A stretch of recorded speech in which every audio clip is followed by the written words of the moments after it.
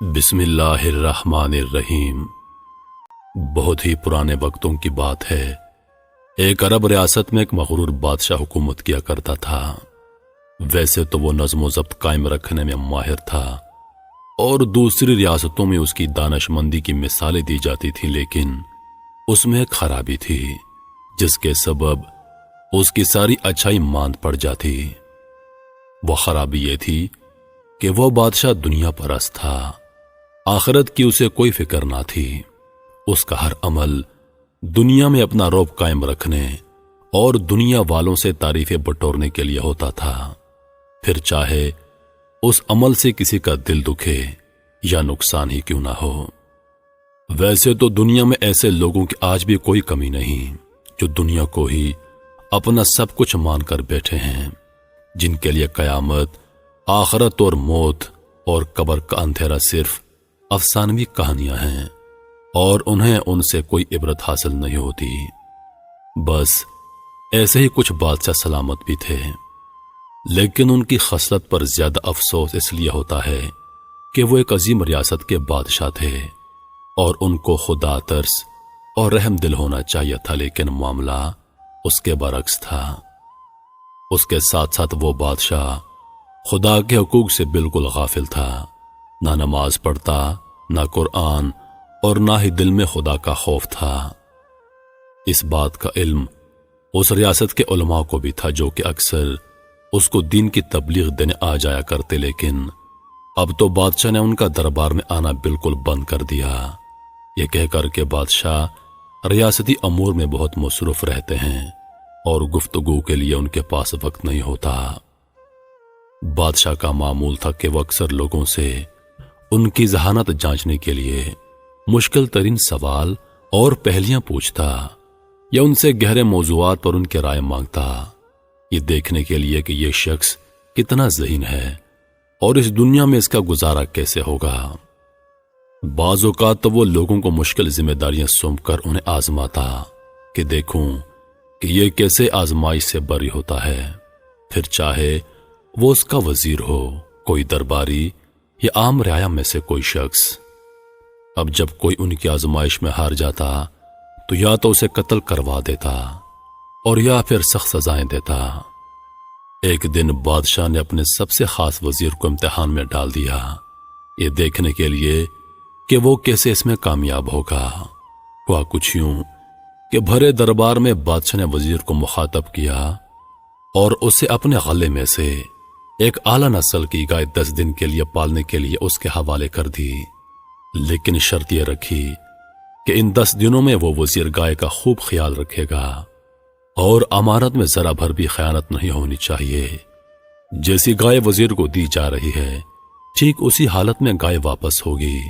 جتنا وزن گائے کا اس وقت ہے اتنا ہی وزن واپسی کے وقت ہوگا، نہ گائے کمزور ہو اور نہ زیادہ موٹی ہو۔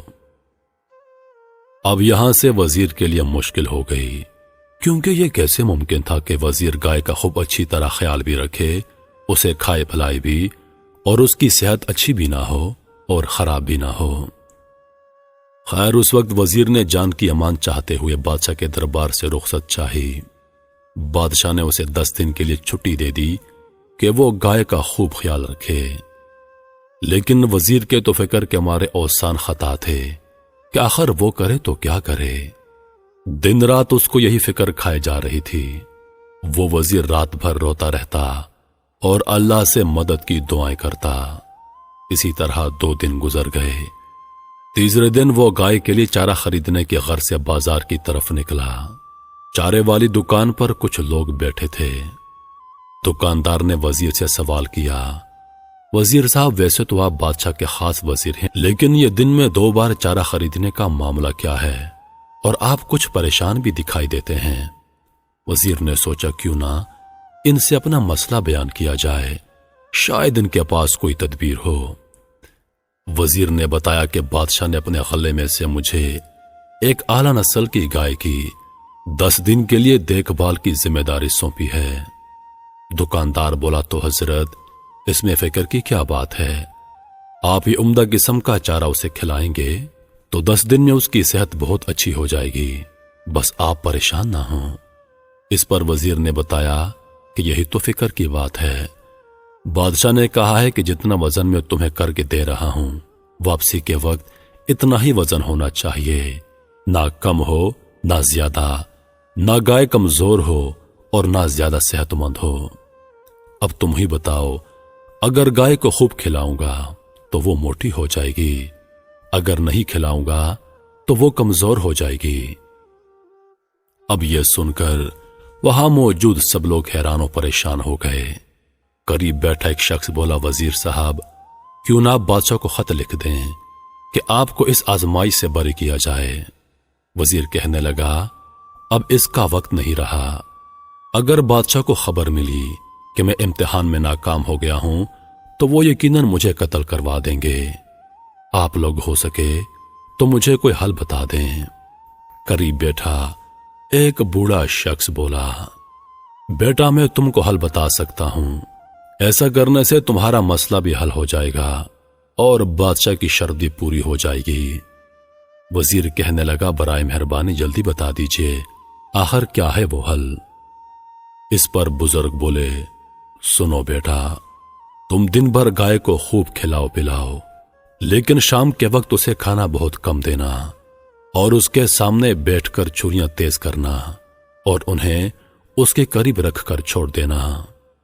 वो बुजुर्ग बोले कि वैसे तो अल्लाह का हुक्म है कि किसी जानवर के सामने ना तो छुरियां चलाई जाएं और ना उसके सामने दूसरे जानवर को ज़बह किया जाए, कि उससे उसके दिल में खौफ पैदा होता है। लेकिन अब तुम्हारी जान का सवाल है तो अल्लाह के हुजूर इस अमल की माफी मांग लेना और ऐसा ही करना जैसा मैंने तुमको बता दिया है।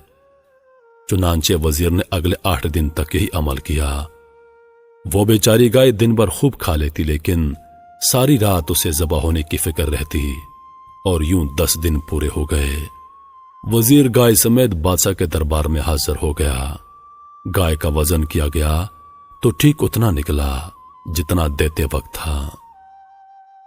बादशाह बहुत हैरान हुआ और वजीर से इस गहरी हिकमत का राज जानना चाहा। वजीर बोला, बादशाह सलामत, इसमें मेरा कोई कमाल नहीं, यह तो उन बुजुर्ग की दानशमंदी है। बादशाह के दिल में ख्याल आया कि मैंने इन जैसे दानशमंदों को कैसी बेदर्दी से महल में आने तक से दूर रखा हुआ है। खैर, बादशाह ने उन बुजुर्ग को भी इनाम अकराम से नवाजने के लिए दरबार में बुलवाया और कहने लगा, बाबा आपने ये क्या हिकमत की, जरा मुझे भी समझाइए। बुजुर्ग बोले, हुजूर ये सब अल्लाह की मदद से है कि अल्लाह का हुक्म है कि किसी जानवर के सामने ना तो छुरी तेज की जाए और ना ही किसी दूसरे जानवर के सामने उसको ज़िबा किया जाए। बस मैंने एक नेक और अल्लाह वाले वजीर की जान बचाने के लिए ऐसा किया, लेकिन हम इस बात के लिए अल्लाह के हुजूर माफी तलब कर चुके हैं और आइंदा करते रहेंगे। हमने बिला वजह एक मासूम जानवर को फिक्र में मुब्तला रखा कि जब हम उस गाय के सामने रात भर छुरियां रख देते तो वो फिक्र में मुब्तला रहती कि उसे कल ज़बह कर दिया जाएगा, और इस तरह जो दिन भर उसने खाया होता वो उसी फिक्र में लग जाता और उसका वजन उतना ही रहा जितना आपके पास था। अब एक तरफ तो बादशाह खुश हुआ, लेकिन दूसरी तरफ उसको बहुत अफसोस था कि उसने बुजुर्गों की बातें और उनके अहकामात मानने के बजाय कैसे खुद को दुनियादारी में मसरूफ रखा और अपनी फजूल आजमाइशों के सबब दूसरे लोगों को खामखा परेशानी दी। वो बुजुर्ग बोले, बादशाह सलामत, असल में तो हम सभी आजमाइश में हैं। उस आजमाइश में जो जिम्मेदारी हमें हमारे रब ने अता की है, तो बजाय इसके कि हम दूसरों को आजमाएं, हमें चाहिए कि हम अपनी जिम्मेदारियों को बखूबी निभाएं। जो वक्त बच जाए उसमें उस परवरदिगार आलम को याद करें, उसकी नमाजें पढ़ें, उससे बात करें और उसे यह बताएं कि हम उसके दिए गए कामों को बखूबी पूरा कर रहे हैं, क्योंकि एक दिन हमने उसी की तरफ लौट कर जाना है। और किसी को बिला वजह परेशान करना या गम में मुब्तला करना कोई हिकमत व दानशमंदी नहीं, बल्कि दानशमंदी तो यह है कि अपनी हिकमत से दूसरों की फिक्र को दूर किया जाए। बादशाह बुजुर्ग की बातें बहुत गौर से सुन रहा था और इन बातों का उसके दिल पर गहरा असर हो रहा था। امید کرتا ہوں کہ ویڈیو آپ دوستوں کو پسند آئی ہوگی۔ انشاءاللہ اگلی بار ایک اور ویڈیو لے کر آپ کی خدمت میں حاضر ہوں گا۔